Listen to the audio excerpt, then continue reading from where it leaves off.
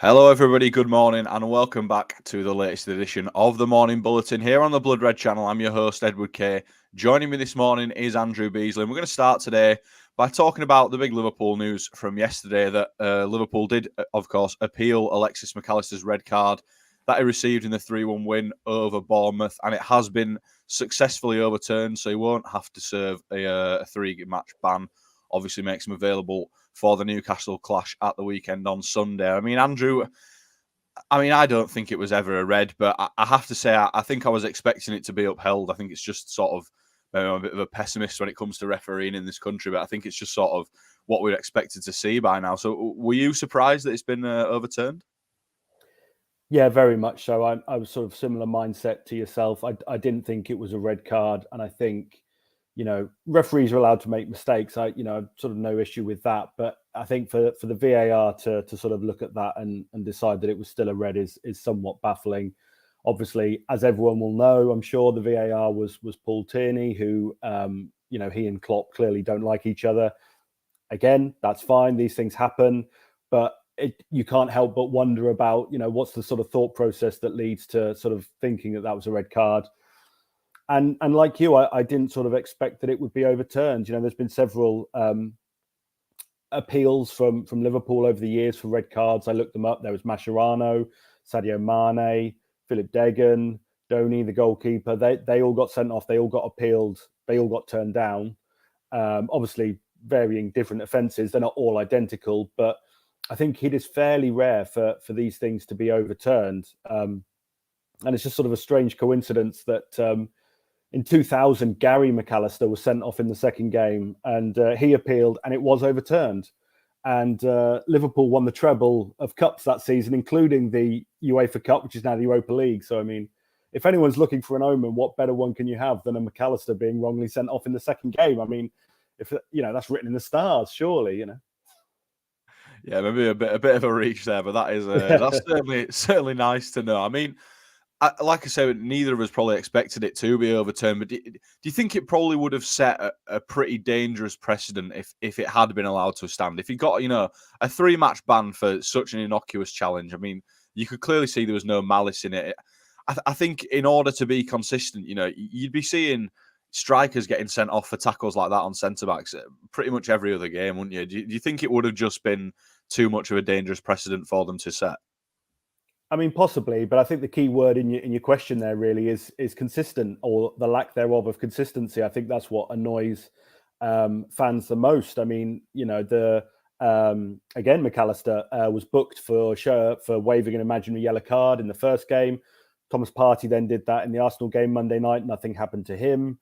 In the same game, Jordan Ayew was booked. He then commits a couple of fouls, doesn't get sent off, whilst Tomiyasu, time wasting, and then very soft-looking yellow card for his next sort of offence, and he's sent off. And it's a very difficult job. We all know that, refereeing. I mean, at the highest level, the game moves so quickly, and mistakes are inevitable. You have to accept that, but just a little bit more consistency on these sorts of things, particularly the sort of dissent nature of the imaginary card. I've got no issue with Mac Allister being booked for that. If that's the rule, that's fine. But then everybody else should be too. It's that sort of thing.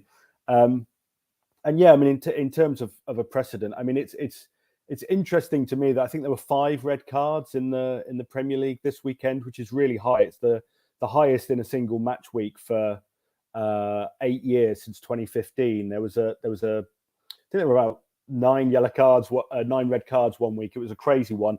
It was a game at Anfield. Liverpool lost to West Ham, and Coutinho and Noble both got sent off. So it's going back that sort of far, pre-Klopp.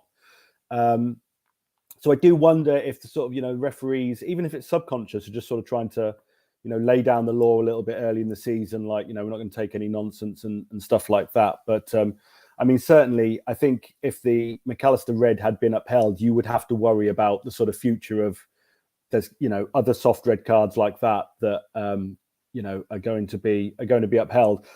I mean, being sent off for that, I mean, playing for whatever it was, half an hour with 10 men is more than enough punishment for a sort of tackle, if you want to call it, of that nature. So yeah, it's good. Hopefully there's sort of nothing similar and we can move on from it. But I'm just obviously very glad that the common sense prevailed on that one.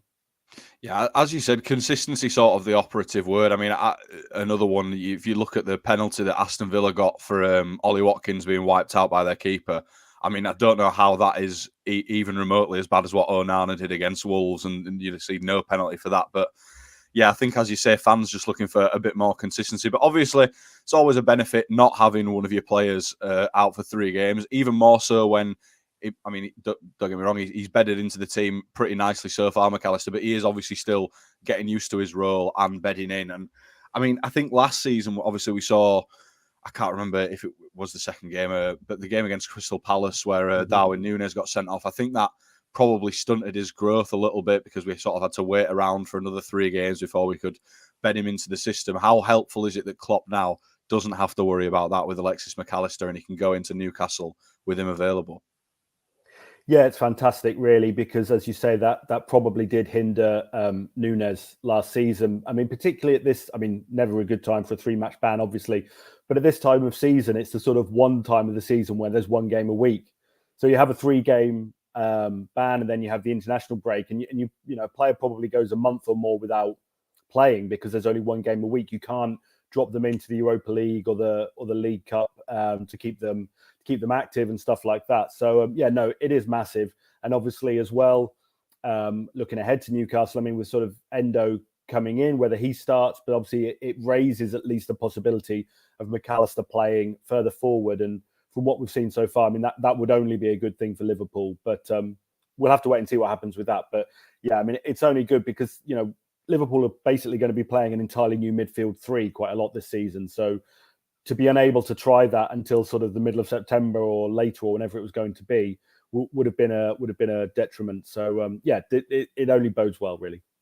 Yeah, as you say, very exciting prospect having Alexis Mac Allister pushed slightly further up the field, and that will probably result in Cody Gakpo obviously being pushed maybe into that front 3, maybe onto the bench. It depends on how Luis Diaz is doing. He was receiving treatment after coming off against Bournemouth, but he was fit enough to train with the team yesterday. I mean, obviously great news that he was fit enough to train after losing him for so long last year. We've still not seen a full season in red from him. Do you think Klopp will sort of still risk him starting? Obviously, he's got his preferred front 3 at the moment. Or do you think he might maybe either put Gakpo on the left or push Jota onto the left and Gakpo through the middle rather than risking Diaz? I suspect he will probably risk Diaz if Diaz is deemed fit enough. Now, obviously, we don't know what that is. They'll have their own way of sort of determining that. But no, I think Diaz retains his place. I mean, he's in such good form. You know, it's the first time he's scored in back-to-back Premier League games. So to do that at the start of the season is obviously fantastic. That bodes really well. And I think that the front 3 with him and Jota and obviously Salah are just sort of linking together really nicely. Obviously, Salah set him up against Chelsea. Jota did against Bournemouth, even though it's not officially an assist because it was deflected. But, you know, basically Jota sort of stepped that goal up for him. They've worked well in the past before as well. They haven't started together as a front 3 very often, but there was a game against Ajax last season. They all linked up for the first goal in that game. So, yeah, they seem to be working just really well together. So I think if assuming that Diaz is fit, I think he probably keeps his place. I think you could make a case maybe Gakpo instead of Jota, possibly. But again, Jota did score a goal last week, and I think Klopp tends to like to sort of keep guys in the team when they're sort of delivering. So on that basis, I would expect the front 3 to probably stay the same, and it may be that Gakpo drops to the bench. Yeah, I do feel a bit sorry for Gakpo in that respect. I think a lot of people coming into the start of the season following pre-season probably would have had him in their starting front 3, but he's been forced to sort of play that number 8 role out of necessity.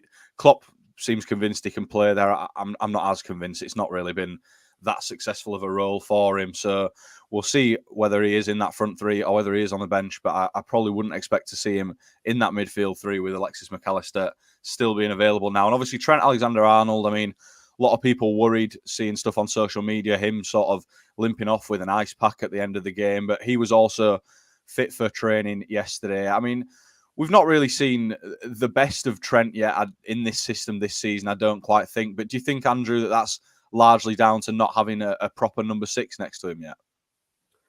Yeah, that definitely can't be helping. I mean, I back and forth with the sort of new system and Trent's role about whether it's a good thing or not.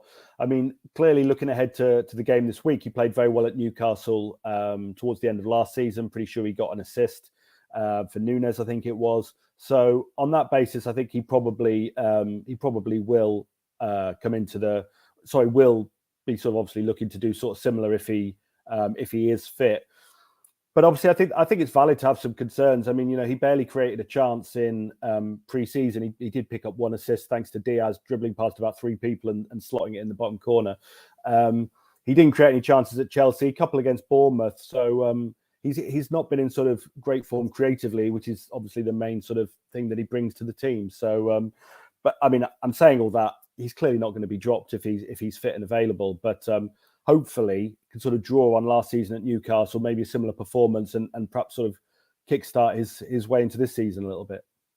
Yeah, I think it's interesting that Klopp has sort of persisted with this system despite not having a proper number 6, because it does feel like sort of the whole point of the system is to get Trent on the ball in that midfield, get him in spaces where he can be creative and get those assists. And where we saw it massively in that sort of 9-game stretch to end last season, we've not really seen it yet this season. So I wonder whether Klopp might maybe switch his system for the first couple of games. But obviously, with him now having a couple of number 6 options in Endo, they've obviously got in, and Bajcetic was fit enough for the bench against Bournemouth. Do you think that now it's really time we'll see what this system's made of, and if Jurgen Klopp is going to persist with it for the rest of the season? Yeah, I don't think we've seen it all that much so far this season. I mean, at Chelsea, Liverpool had one of their lowest ever sort of possessions. They didn't have the ball enough, I think, to sort of play with inverted midfield. I mean, obviously, when it was working at the end of last season, it was mostly in games that they were dominating against relatively weak teams. And obviously, going to Chelsea, whatever their problems are, always going to be a difficult game. And then the Bournemouth game was made slightly more difficult by starting so poorly and conceding an early goal. So, they've not had the same opportunities with it. I think from what I saw of the Bournemouth game, obviously Trent was certainly out wide in quite a lot of moments. I mean, leading to the first goal, it's more of a traditional Trent position, him playing the ball through to Jota, who then went into the box and stuff. So that's more what we expect from Trent, kind of perhaps historically than this new system. But clearly, having a proper 6 there probably will help it as well. I think we're all waiting to see really what Endo's going to bring to the side, because he's one of these players nobody knew too much about. I think fair to be sceptical about a 30-year-old playing for a sort of struggling Bundesliga team. But obviously, everyone who had actually watched him play was sort of quite enthusiastic about the deal, which I think says a lot. But even so, it's going to be a step up playing for Liverpool. So we have to wait and see what he can bring. But I mean, if he can replicate his sort of Bundesliga form, and then that should make things easier for the likes of Trent to play, this new system or whatever system they want. I mean, I think a proper number 6 and everything will look a lot better. Yeah, as you say, it remains to be seen what Endo can bring to the side. Obviously, Klopp's got him in with a purpose. I think a lot of people probably expecting to see him start against Newcastle on Sunday, but we will, of course, bring you the team news on Sunday as and when we have it. But that is all we've got time for here on the Morning Bulletin today. So, Andrew, thanks for joining me, and we'll catch you next time.